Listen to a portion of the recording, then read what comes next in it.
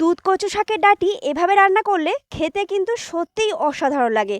তার জন্য এই যে শাকের গায়ে যে আঁশগুলো রয়েছে খুব ভালোভাবে ফেলে নিতে হবে। এখানে আমি ৪ চামচ কালো সর্ষে আর ২ চামচ পোস্ত আর ২টো কাঁচা লঙ্কা সামান্য জল দিয়ে একটা মিহি পেস্ট বানিয়ে নেব। দেখো খুব ভালোভাবে গায়ের আঁশগুলো ফেলে নিয়েছি এই দুধ কচু শাকের ডাঁটির। এরপর যদি গাল নেয় তার জন্য একটু তেঁতুল দিয়ে আমি এই শাকের ডাঁটিগুলোকে ভাপিয়ে নেব।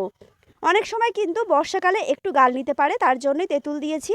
এরপর জল ঝরিয়ে নিয়েছি, তারপর সর্ষের তেলে ফোড়ন দিয়েছি ৫ ফোড়ন আর শুকনো লঙ্কা।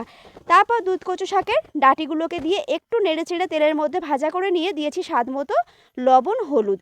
আবারও খুব ভালোভাবে মিশিয়ে নিয়ে সর্ষে পোস্ত বাটাটা দিয়ে খুব ভালোভাবে এখানে একটু কষে নেব।